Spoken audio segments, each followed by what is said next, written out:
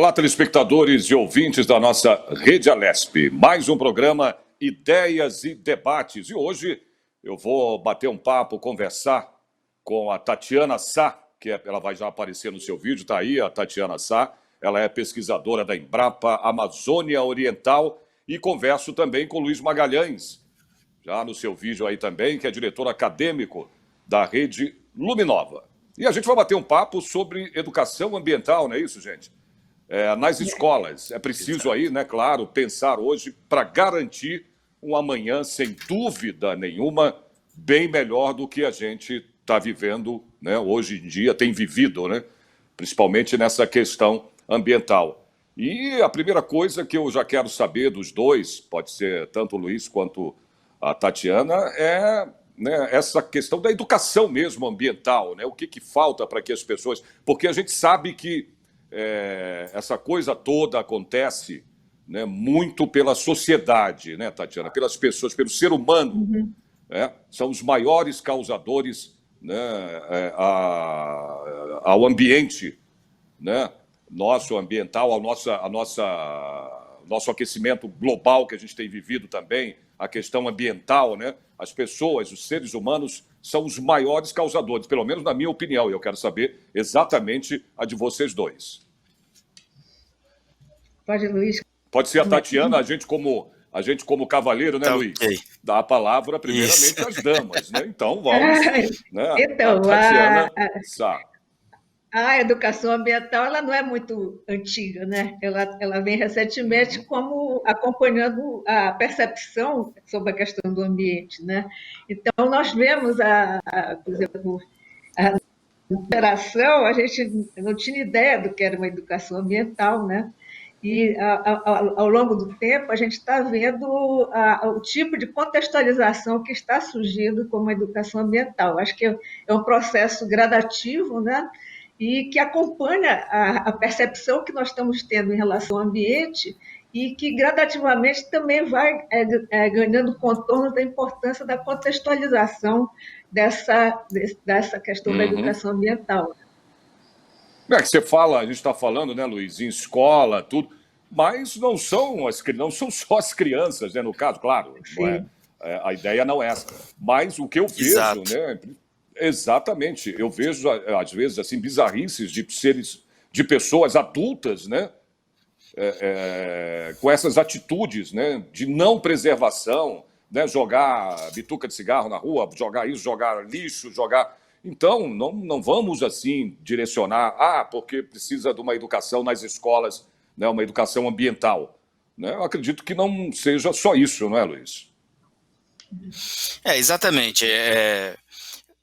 Dentro da escola, você tem temas que são vamos dizer assim, do currículo formal, que são aqueles que compõem as disciplinas, e você pode ter temas que nós chamamos de transversais, né? São temas que transpassam por todos e pode estar ligado com mais de uma disciplina ou com mais um tipo de conteúdo.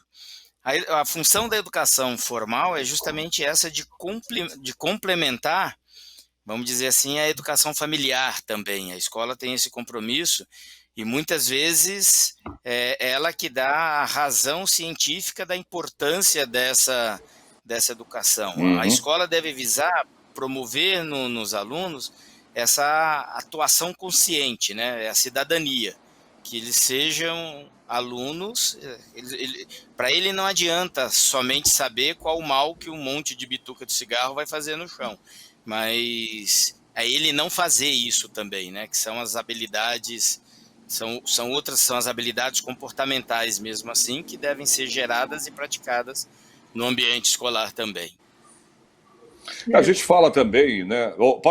Pode falar, Tatiana, você quer complementar? Eu acho que esse é um ponto importante, né, em relação ao que o Luiz levantou, mas eu acho que cada vez mais a escola está necessitando, e dentro da escola, essa relação escola, comunidade, família, né, justamente para complementar essa questão da compreensão da escola e o que acontece nas casas e na comunidade, trazendo também uma interpretação de aspectos sociais e políticos relacionados ao meio ambiente, né?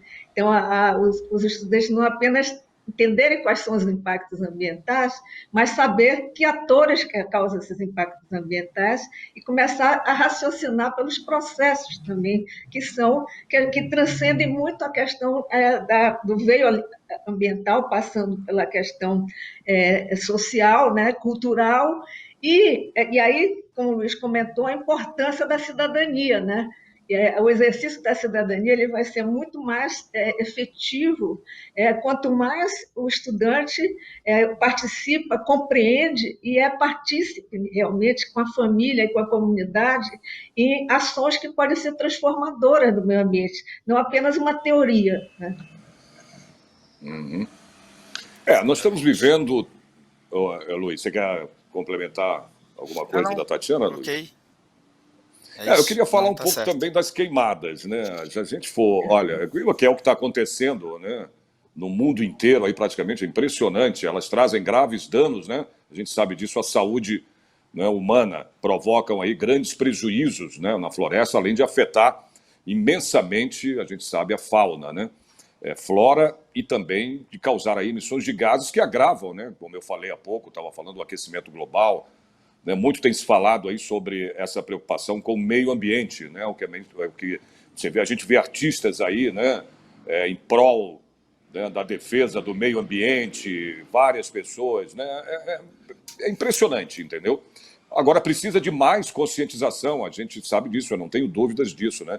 Esse desequilíbrio, essa desarmonia, né, causados aí pela própria, como eu disse logo no começo, pela própria sociedade, né, Tatiana e Luiz? Mas será que a gente está ensinando aí as crianças a refletirem sobre esse assunto? Já que o futuro, né, pede aí uns jovens, né, crianças mais conscientes? Tatiana. Eu acho o seguinte, que essa questão da queimada, coincidentemente, eu trabalho há mais de 2 décadas num projeto ligado à questão das alternativas à queima, né? Então, a gente tem a oportunidade de participar de várias atividades, várias agendas, né, associadas a isso, e, em alguns momentos, ligada à educação ambiental, até escolas, né? E o que a gente vê, por exemplo, a abordagem dessa questão das queimadas, às vezes ela é muito estreita em relação à pluralidade das questões das queimadas, né? Tanto em termos regionais como de atores, né? Essa questão a questão do fogo acidental, a questão que tem crescido também incêndios intencionais, né? E que atores do cenário agrícola trabalham com a questão do fogo, né? Que são diferentes, né? Agricultor familiar em pequenas áreas, normalmente sem causar incêndios, né? A questão de pastos e cana-de-açúcar, que já com a legislação praticamente eliminada, mas você tem a dos pastos, que é bastante ampla, né? E nós temos essa situação dos últimos 2 anos, que são situações totalmente diferentes, ou seja, se eu ensinar para as crianças na escola que existe só um tipo de fogo, um tipo de queimada, eu estou sendo incorreto em termos da compreensão de como encarar e como tratar as questões que levam a essa queimada, né? Então, cada vez mais é importante caracterizar cada fenômeno desse, quais são os atores, como é que interferem com que atividades, para poder esses futuros cidadãos saberem onde estão os focos, né? No caso, o foco das queimadas. Luiz, Exatamente. pode falar, Luiz. Eu só ia complementar que você tocou no ponto certo, é uma questão de cultura mesmo, né? Isso, ela fazia parte de todo um contexto e cabe agora a você trazer esse tema para os alunos, que eles sejam aqueles pesquisadores que possam trazer novas soluções, né? Mas era muito comum a gente ver os nossos avós varrendo a calçada e queimando o restinho no cantinho lá para as folhas do quintal. Por que não se faz mais isso hoje? Qual que é trazer toda uma gama de conhecimentos científicos para poder interpretar essa realidade, né? descrever por que culturalmente ela valia e hoje não vale mais, e quais são as alternativas que vêm de encontro, né? Inclusive É aí, verdade. por exemplo, a, a, a derrubada, a queimada da Mata Atlântica, que aconteceu muito atrás, tem um livro fantástico que trata disso, que é A Ferro e a Fogo, do historiador Uhum. norte-americano Warren Dean, né, que mostra o que aconteceu naquele momento. Então, ali na Mata Atlântica era aquilo, na floresta amazônica a questão é alguns séculos de diferença e com características diferentes, né? Então, você tem, por exemplo, hábitos indígenas, os indígenas da região lá do Rio Negro, eles ganharam recentemente, há 10 anos atrás, o sistema de produção deles como patrimônio imaterial, né, cultural. Uhum. A diversidade das espécies frutíferas e dos tipos de mandioca. Essa diversidade da mandioca é associada à prática da queima, que ao queimarem eles têm a possibilidade de ter as sementes da mandioca, né? De outra forma, eles não teriam essa diversidade. Então, são coisas que não tomavam dimensões grandes, não tinham impactos ambientais, eram parte da cultura e da forma de sobrevivência, meios de vida, né? E que, se nós não interpretarmos de acordo com a dimensão a questão da memória biocultural, nós estamos tratando genericamente uma questão que não é igual para todas as situações, né? É. Agora, Luiz, a escola Luminova, né, ela fez aí, né, estabeleceu, vamos dizer assim, na questão da educação ambiental, de conscientização, né, também, né, promovendo ações de conscientização com debates entre os alunos, né, entre alunos aí, nesse formato de podcast, né? Como é que é isso? Explica pra gente.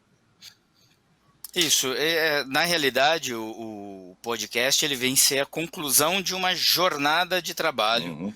né, onde você teve o tema educação ambiental. Então, e depois ele culminou também numa live, né, com um especialista. Então, são atividades que concluem um período de um projeto ou de um trabalho onde, com conhecimento científico, os alunos procuram entender e analisar quais são os problemas sociais, ambientais, econômicos que a gente vive hoje, até para entender melhor, né, o sentido, entender melhor a realidade em que ele está inserido e também poder dar sentido, né, aos conteúdos curriculares, né? Então quer Na dizer que os Luminova, estudantes aí, no caso, desculpa eu te cortar, os próprios estudantes eles trazem, né, ideias, vamos dizer assim, soluções, ideias e soluções, ou outras atividades aí, como até criação de protótipos, né, de artistas renomados, é isso? Utilizando apenas os materiais recicláveis, é isso? exatamente. Eles têm que buscar ou encontrar ou descobrir, né, Uhum. quais são as soluções para que a gente tenha um planeta melhor, vamos dizer assim, né? Então isso faz parte do seu projeto de trabalho, né? Todo o nosso conteúdo ele tem que ter um significado, né? Na Luminova não existe por que você aprende isso, porque cai no vestibular. Não é só isso, né? É muito mais para além. Ele tem que entender a realidade em que ele está inserido e procurar soluções, encontrar ou até criar, né, soluções para que a gente tenha um mundo melhor. Uhum. Agora, eu tenho dados aqui, né, Tatiana, também, que nos últimos 10 anos a população mundial cresceu em 1 bilhão. É muita gente, né? A gente sabe disso. Hoje estima-se aí que há 7,8, né, bilhões de habitantes no planeta. Não é isso? No planeta Terra. O aumento da população global, enfim, as constantes crises ambientais, a escassez dos recursos naturais, né, atenta para a importância aí de se conscientizar, claro, né, as pessoas sobre a preservação do meio ambiente e também de se adquirir hábitos, como a gente estava falando aqui agora, né, mais saudáveis. Nesse contexto, a educação ambiental nas escolas, né, ela torna-se ainda mais fundamental, não é isso? Como espaço educativo, colaborativo e de formação de valores, Tatiana? Certamente. Eu acho que E outra coisa, uma educação ambiental que toma uma dimensão justamente dos impactos que o ambiente também traz, por exemplo. É extremamente interessante, eu tenho visto alguns exemplos, de trazer para a educação ambiental a questão alimentar, por exemplo, a questão da saúde, Ah, né? Auxilia a entender o meio ambiente não como algo a ser hipotético, distante, mas algo que nós fazemos parte, está próximo e que interfere em questões vitais que estão relacionadas conosco, né? Então, eu tenho visto alguns exemplos bem interessantes trazendo essa questão alimentar, não apenas em termos dos materiais que a gente usa, né? Mas da própria uhum. questão dos impactos advindos, né?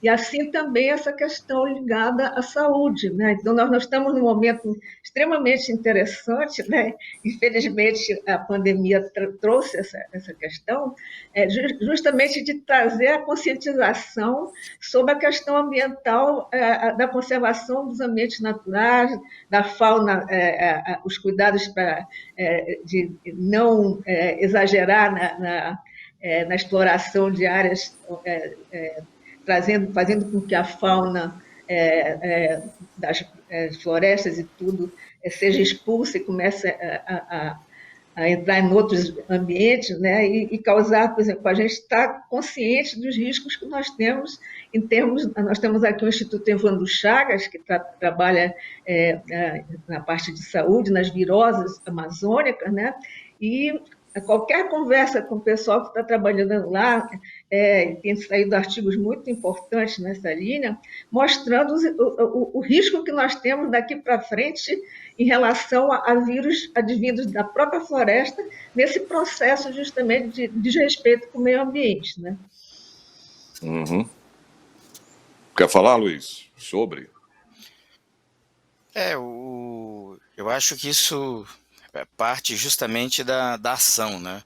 Na escola a gente tem que procurar muito, né, hoje, dar sentido e criar essa parte concreta, né? Não só do aluno ter acesso ao conhecimento, mas que ele possa praticar, né? Romper os muros escolares para que ele possa ter uma ação na sua comunidade também, e ele seja um ator até de conscientização da comunidade em que ele está inserido.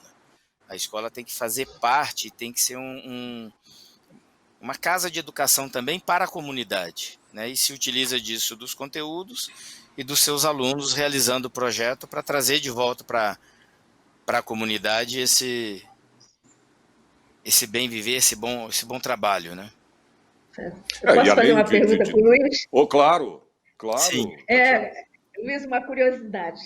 Como é que você está abordando na sua escola a questão dos Objetivos de Desenvolvimento Sustentável, os 17 Objetivo de Desenvolvimento Sustentável das Nações Unidas, que eu acho que é um item extremamente importante a nível de estudantes, né? E que traz no seu bojo, em termos de alguns objetivos e suas metas, mas também na interação entre esses objetivos, muita coisa ligada a essa compreensão do meio ambiente em relação à parte social e a parte de saúde, a alimentação, enfim. Isso. Como eu te disse, eles são tratados como temas transversais. E cada um deles, nós temos no nosso currículo disciplinas como inspiração e show. A inspiração começa no início da semana e show na sexta-feira. São temas em que a gente apresenta para os alunos e ele tem a função de contextualizar esse determinado tema nos assuntos que o professor vai trabalhando no dia a dia. Nós temos disciplinas também como relações sociais, como criação, e quando você tem um tema que surge de um desses pilares de atuação, né, o aluno tem a missão de procurar inseri-los num assunto que está sendo trabalhado, ou de biologia, ou usar a equação linear de matemática para poder fazer algum cálculo que tenha sentido. Então, nós invertemos a lógica, porque sempre na educação formal, os professores sentam, olham os conteúdos e procuram interdisciplinaridade entre os assuntos, né? Na Luminova, a gente passa essa interdisciplinaridade para o aluno. Então, o professor está trabalhando o conteúdo e ele sabe, e ele tem a missão de buscar esse conteúdo para justificar algo do tema, né? O podcast surgiu justamente, por exemplo, de um tema de uma redação, né? No ensino médio, a gente começa agora no segundo semestre a trabalhar temas que acreditamos que vai cair na redação do Enem, por exemplo. E aí eles começam com os dados das disciplinas que recebem, né, os conteúdos formais que ele aprende no banco escolar, como ele se utiliza desses conteúdos para justificar suas teses ou para debater os assuntos, né, e isso cabe na questão da educação ambiental, como nós temos também o racismo, que é o tema que começou agora, visto que dia 20 de novembro culminam esses projetos com o Dia da Consciência Negra. Então você tem toda uma lógica, né, que você busca tanto da temporização, por exemplo, 5 de junho, a gente starta projetos que são relacionados ao meio ambiente, mas ele pode vir retornar, e agora a gente concluiu há cerca de 2 semanas com essa live, com esse podcast.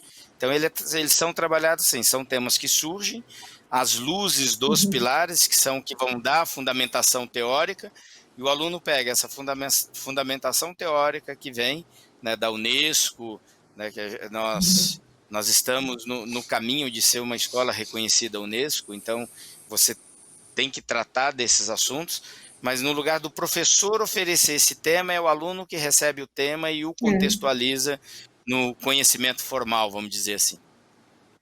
É muito interessante, né? Bom, E até porque, né? Eu estava imaginando. Bom. Não, fala, Tatiana, estava imaginando o quê? Eu estava imaginando, ele estava numa perspectiva urbana extremamente interessante, usando todas essas ferramentas atuais de podcast, que eu acho um caminho muito bom, né? Mas eu estava me lembrando de algumas... Sem dúvida. E me lembrando de algumas experiências, uma experiência que eu estava... Era o sexto ano que ia... com jovens agricultores e agricultoras aqui do Nordeste do estado do Pará, né? No município de Santa Luzia, onde a gente tem uma escola de aprendizado de jovens agricultores e agricultoras, né? Ligada a uma rede, a Rede Bragantina de Economia, Artes e Sabores também. E lá eles têm um curso que é Agroecologia e Cidadania, que são em 5 módulos em regime de alternância, né? Onde a gente trabalha com também toda a partir da realidade, mas a partir da realidade dos alunos, né? Primeiro dia de aula, cada um descreve como é, onde mora, o que faz desenhos, né? E todo o conteúdo dos 5 módulos presenciais, eles vão ser em cima dessa realidade, onde a gente puxa todos os elementos do meio ambiente, da parte da alimentação, relaciona, né? E eles vão construindo o que a gente chama são os igarapés do tempo, que é o aprendizado deles ao longo do tempo escola e do tempo comunidade, né?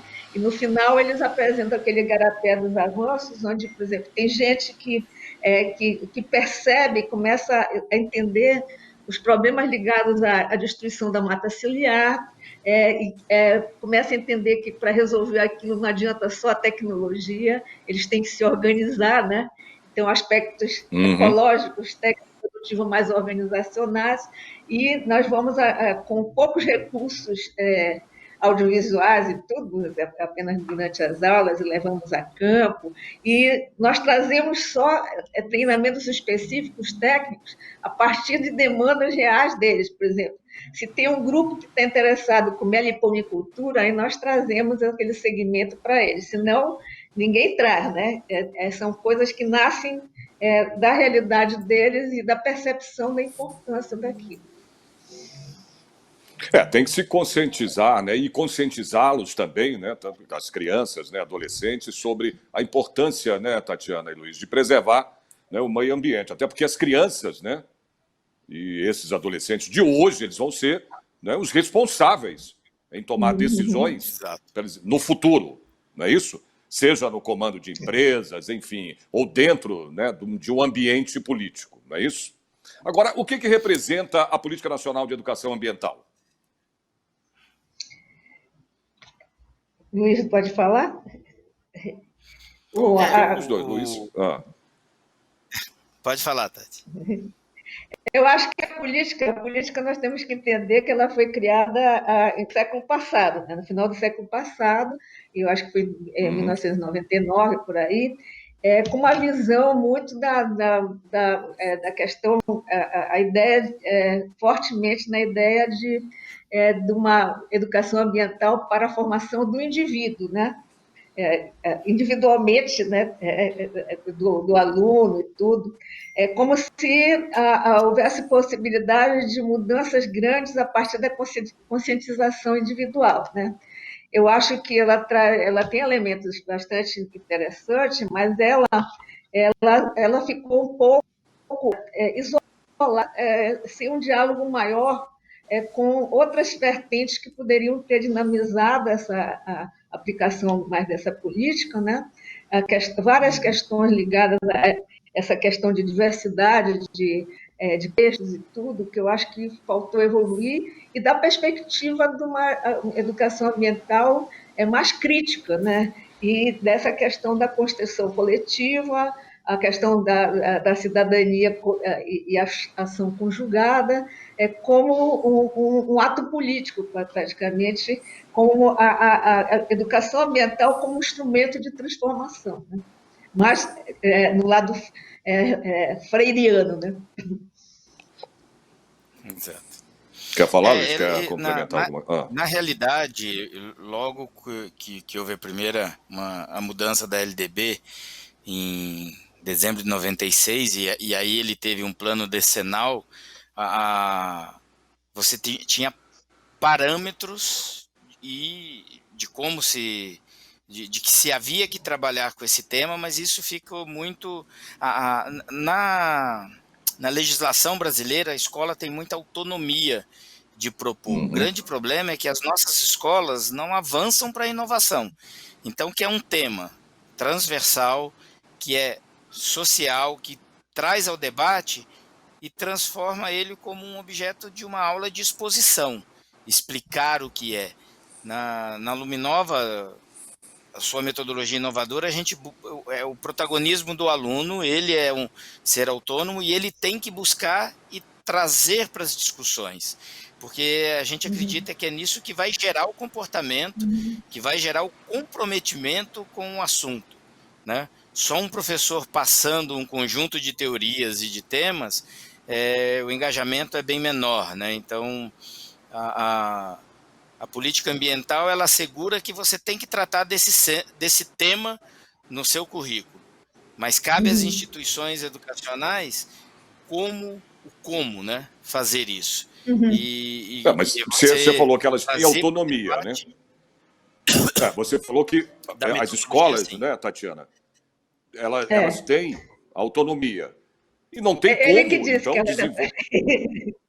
bom... Da autonomia...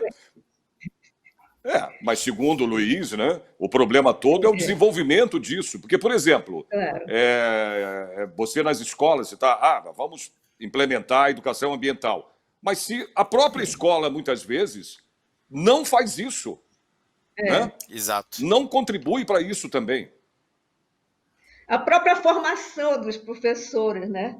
Exatamente. Você tem uma questão bastante complexa, que é essa formação, né? Qualquer coisa inovadora nessa questão da percepção ambiental, dessa questão transformadora, ela esbarra a quem eu vou contratar, qual a formação desses atores, né? Então, essa questão eu acho que essa lógica que eles estão fazendo lá é muito interessante, né?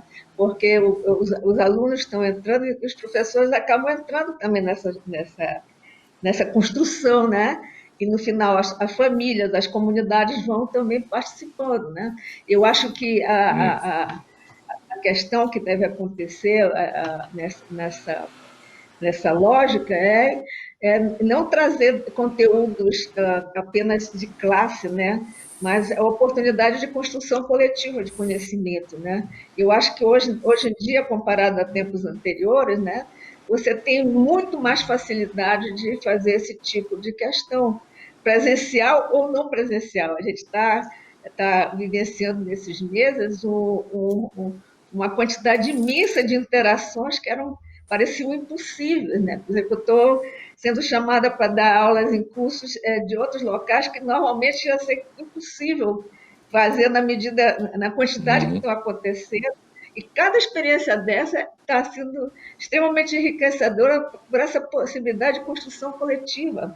A gente vai entendendo contextos, tendo exemplos, vai contribuindo também para raciocinar formas, olhares e construções futuras, né?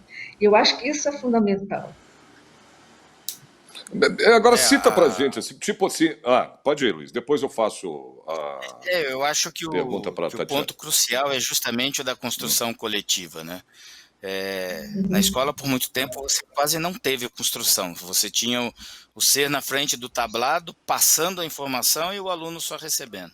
E hoje a modalidade... E para você trabalhar com temas, né, como da educação ambiental, como matemática financeira, né, educação financeira, que é outro tema que acabou de surgir agora na transversalidade, como... Esses temas, você tem que partir para uma construção, né? A construção coletiva ela é sempre muito bem-vinda e necessária para que esses temas tenham um amplo debate, né? Qual era a pergunta? Não, eu queria... Não, se você citasse mais exemplos, assim, né? Os exemplos práticos em relação a esse contexto, né, no qual aí Sim. as crianças e jovens são inseridos, Tem né, na várias influência... possibilidades, desde a parte, por exemplo, da matemática, né?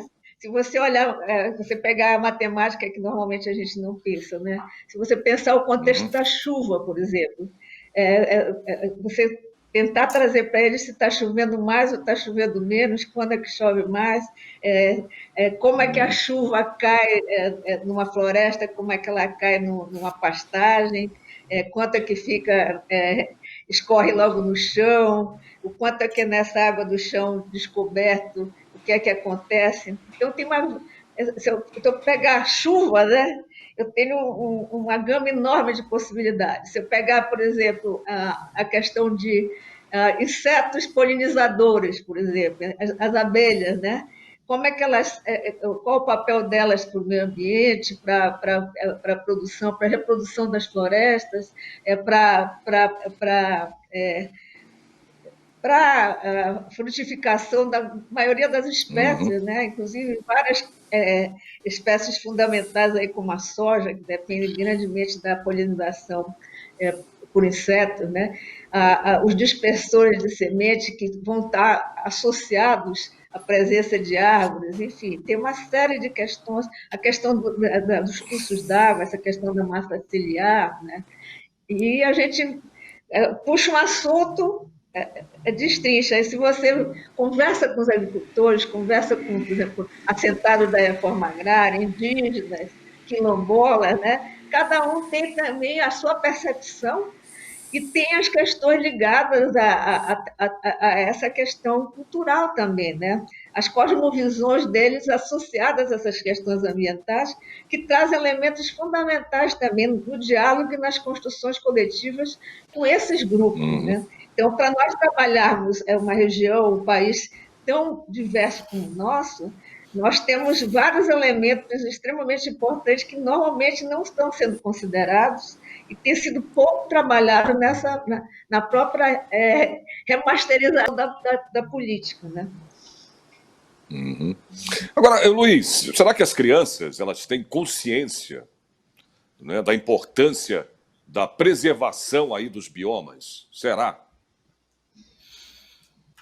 Olha, eu te digo que hoje em dia sim, né, cada vez mais, mas você precisa tratar e fazer esse paralelo do como, né? Usar essa consciência para transformar a sua prática, né? Então, e você começa a fazer isso desde a educação infantil. Então, vou te dar um exemplo. Nós tivemos um projeto com os nossos alunos da educação infantil sobre sobre alimentação, e fizemos isso, era na época de 19 de abril, Dia do Índio. Então o tema era alimentação e qual era uma alimentação indígena, né? Como é que funciona numa escola convencional, mais tradicional? Os alunos saem e depois vem a equipe de limpeza para limpar o ambiente. Todo o processo com aquele pequenininho de 4, 5 anos, foi ele que limpou o seu espaço, ele que juntou o lixo, ele que já separou o que era reciclável, o que não era reciclável, como acondicionar aquele alimento para poder usar depois. Então, uma série de ações no próprio desenrolar do projeto que cria, né, não só a consciência, mas cria a ação a partir da consciência. Isso é muito importante, porque muitas vezes nós sabemos, né, temos consciência do qual é a importância, mas não temos atitude, né, que são aqueles tradicionais conteúdos atitudinais, né? A gente, na escola, a gente tem os conteúdos conceituais, procedimentais e os atitudinais. O atitudinal, ele surge nesse momento, é na prática deles. Então, né, nas nossas unidades, por exemplo, os auxiliares, né, de limpeza, eles fazem relatório das salas, eles mostram a sala que está ficando mais suja, e aí você tem um debate com esses alunos, por que está ficando assim, qual a importância de limpar, como eu economizar o descarte de materiais, de produtos, né? Por exemplo, nas nossas unidades, nós não usamos mais corpos descartáveis. Cada um tem a sua squeeze. E por que cada um tem a sua squeeze? Porque não adianta eu usar o copo descartável, eu vou economizar no desinfetante, mas vou gerar toneladas de plástico para depois ser... De lixo, jogar ali no... exatamente. Exato. Então, a consciência não é só jogar o lixo no lixo, mas como reduzir o lixo, como tratar o lixo, como reaproveitar o que pode ser reciclado, como eu faço disso com material reciclado, eu posso fazer brinquedo, posso fazer material educacional, de decoração, né, de objeto de estudo. Então, esses conteúdos atitudinais que geram essa atitude é muito importante. A consciência eles têm porque se fala disso e se prega. Agora a gente precisa transformar essa consciência em atitude. E é muito o que a gente fala com as famílias, né? A gente está na semana de trânsito, está trabalhando com os alunos e tal.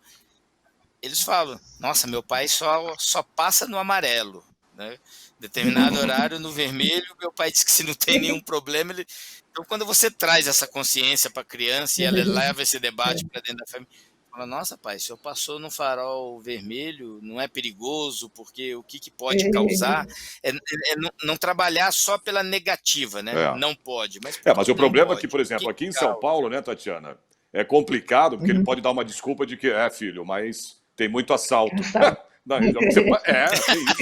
É complicado, ainda mais São Paulo, né? Você parar no sinal vermelho, dependendo da hora que você... Não é exatamente, só aí, é bem complicado. Agora eu vou dizer uma coisa para você, viu, Tatiana e Luiz? Exatamente. O que o Luiz está falando, viu, Tatiana? Minha avó, pode ser clichê, mas não me interessa. Eu repito, porque eu ouvi isso com 60 anos de idade. Hoje eu estou com 60, mas ouvi desde pequeno. Minha avó sempre disse que são dos pequenos que se fazem os grandes. Pode ser clichê, pode ser uma coisa, né? Mas é uma grande verdade. Está aí o que o Luiz está falando, né, Tatiana? Com certeza. Essa questão dos biomas também que você estava comentando, eu acho que uma das coisas que é importante é a gente trazer a consciência do esgotamento, da finitude dos recursos e a irreversibilidade de algumas mudanças, né? Por exemplo, quem está na Mata Atlântica, quanto por cento sobrou, né? O que é o bioma nesse momento e o que é que nós estamos aqui na Amazônia, né? E isso dialogando com a questão do que se chama do antropoceno, que seria a ação do homem de uma forma tão forte que equivale ao efeito das eras geológicas, né, em termos do mundo. E o pessoal que trabalha nessa linha já diz que nós não temos mais os biomas, nós temos os antromas, que correspondem ao que eram aqueles biomas, mas já antropizados, né? Então, na realidade, é importante mostrar o que é o bioma, mas também o que é o antroma e quanto por cento daquele bioma já foi antropizado as características de reversibilidade e quais as formas que você tem como recompor, pelo menos, os serviços ecossistêmicos associados. Essa é uma questão que a gente acha importante, tem discutido muito nessa perspectiva também. Agora, também é importante, né, Tatiana e Luiz, não só a questão educacional nas escolas, mas acho que é importante também a conscientização ambiental, que ela seja incentivada também dentro de casa, né, em casa. Não é isso? Mas como? Não, porque o Luiz acabou de dar o exemplo do pai aí, né, no sinal. Então... Pois é, mas aí você estava comentando, eu estava me lembrando, eu fiz mestrado nos Estados Unidos há muito tempo, fui com as crianças pequenas, minha filha de 2 anos, nós fomos no centro da cidade, uma cidade pequena, na Utah, e vimos aquela turminha da escola com placa, e vimos que a minha filha estava no meio, estava colocando conservação da água em toda a nação, né? Water Conservation All Around the Nation, ela com a placa, com 2 anos, né? Eles tinham cuidado, ela e o menorzinho, eles não jogavam nada no lixo, assim, no chão. Tá vendo? Eles procuravam a lixeira. Cultura. Chegaram aqui em Belém, uma semana começaram a ser caçoados pelos outros que estavam falando, eu tive que dar uma conversa. Não, essas regras não são diferentes aqui, são regras aplicadas mundiais. Aqui. Pelo amor de Deus. Exatamente. Né? Aí é complicado. Né? Quer dizer, uma conscientização lá fora, quer dizer, tudo. Cultura é outra coisa, né? Cultura. A gente chama de cultura, né, Tatiana e Luiz? Não tem jeito. Agora, há aí um paradoxo amazônico, como equilibrar a produção e preservação no desenvolvimento econômico e social? Eu acho que existem várias formas do uso da terra, né? O que é que tem acontecido? Nós temos tido ao longo do tempo várias formas de ocupação de meios de vida, né? E com escalas diferentes, interesses diferentes. Então, por exemplo, a questão do sistema de derruba e queima, ele tinha sua sustentabilidade para pequenos grupamentos de agricultores, para áreas pequenas. Se você expande muito, a sustentabilidade vai decrescendo. Você não pode mais deixar a vegetação crescer, regenerar durante mais de 20 anos, aí o sistema vai perdendo a sua sustentabilidade. E assim acontece no geral. Se você olhar, por exemplo, a incompatibilidade de grandes extensões de monocultivo na região é patente, né? Que você tem vários exemplos antigos e recentes, né? E há uma insistência política nesse sentido. Mas há soluções para isso, há vários exemplos extremamente interessantes, oportunos e sustentáveis de sistemas agroflorestais, por exemplo, né? Existem alguns com construções com agricultores, a partir da lógica desses agricultores. Existem vários caminhos, eu acho que é uma questão de consideração. E nesse momento existem discussões muito interessantes, justamente sobre existe muita discussão sobre bioeconomia, mas com várias vertentes, uma bioeconomia baseada em interesses e ferramentas extra-região, mas existem caminhos para uma bioeconomia a partir de questões endógenas, né? E a valorização do saber local, a busca de desenvolvimento local, que com essa questão da pandemia ficou com um alerta muito grande do risco que de depender de produções quilométricas fora do entorno, né? Então, você tem um espaço muito importante para a gente avançar nessa questão de opções para o desenvolvimento local. Perfeito. Luiz, a gente já está quase chegando ao final do programa, Luiz. A gente está falando até agora em educar os pequenos, né, Tatiana e Luiz? Luiz, não só. Não só, mas é isso que eu quero saber. Porque os pequenos, é o que minha avó disse no ditado, né? São dos pequenos que se fazem os grandes. E os grandes, ô Luiz? Não, Né? Quanto aos adultos, né? Como é que a gente educa? Porque já tem vícios, já não é? Já tem aquela coisa de fazer, de não escutar, porque já é um adulto. As crianças, tudo bem. Desde pequeno você pode formar essa criança adulta. Né? Você pode, não é, Tatiana, encaminhar, doutrinar, enfim. Agora, e o adulto? Como é que faz para educar? Eu acho que o primeiro ponto é reflexão e conhecimento. É porque muitas vezes não trouxe esse assunto, nem percebe o que está fazendo. Né? Então, você tem que trazer para essa reflexão e dando esse conhecimento. Quando eu digo assim que você tem que extrapolar os muros da escola para poder atingir toda a comunidade, é fazer esse trabalho também. Então, proporcionar projetos em que os alunos possam estar inseridos na comunidade e leve essa educação, né, esse conhecimento para a comunidade, porque às vezes a pessoa nem percebe que o que ela está fazendo está errado, né, vamos dizer assim. Eles acham... Nós temos uma unidade na Vila Prudente e os alunos tinham que detectar alguns pontos de melhoria. E o que nós vimos era assim, muito entulho deixado nas calçadas. Então, o que a comunidade... Alguns que nós entrevistamos, o que eles achavam? Eles achavam que eles estavam fazendo bem porque eles deixavam tudo próximo para que alguém viesse recolher. E o ideal não era amontoar lixo porque tem uma prefeitura que vem recolher. O ideal é como você vai descartar isso, é você ir até o lugar final e às vezes você estava a 1,5 km de um ponto de descarte. Mas era aquela cultura, não, eu deixo amontoadinho aqui porque tem alguém que vem buscar.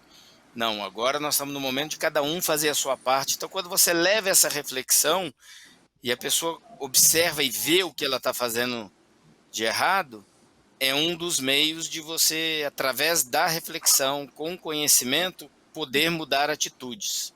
Né? A nossa escola está numa região que dá muita enchente quando chove, né? Está numa baixada ali na Vila Prudente. E a gente está refletindo com a comunidade isso. Por que será? Né? O que vai nos bueiros? Há 2 semanas atrás, a gente teve uma imagem ali do encontro do rio Tietê com Pinheiros, de uma quantidade de lixo enorme, né? De garrafas PETs. Por que essas... Então, você leva a informação de quanto tempo uma garrafa dessa PET Nossa, demora para se desintegrar. Então, exatamente, é melhor juntar. Por que o rio está assim? Quem que faz o rio ser poluído? Será que é somente a falta de política pública ou qual é a nossa parte para melhorar isso daí? Então, tem toda essa... É levar o conhecimento e assim... É isso aí. A partir da reflexão. Exato. Olha, gente, a gente está chegando ao final do programa. Pode falar, Tatiana. A gente já vai encerrar. Conclua aí. A cultura da sustentabilidade, isso. Eu acho que você está sempre com a ideia da cultura da sustentabilidade, no que você come, no que você veste, do que você joga fora, o que é que você recomenda. Então, é 24 horas, né? Exato. É isso aí. Queria agradecer, então, a participação do Luiz e da Tatiana Sá. Até brinquei com ela aqui, né? Que ela podia até ser cantora. A gente tem uma Sandra de Sá e o nome, né? Tatiana Sá, né, Tatiana? Né, Luiz? Obrigado mesmo pela participação dos dois. Deram uma aula aqui sobre preservação do meio ambiente, né? Espero tê-los numa próxima oportunidade, ok? Obrigado pela participação dos dois. Agradeço a oportunidade. Eu também, foi um prazer poder estar aqui, sempre bom falar de temas tão relevantes. Prazer todo nosso. Obrigado. Ok. E o programa Ideias e Debates fica por aqui. Você pode rever esta edição na nossa programação e, né, também nas redes sociais, como o canal, né, nosso aí da Rede Alesp no YouTube. Portanto, eu espero vocês no próximo programa, ok? Até lá.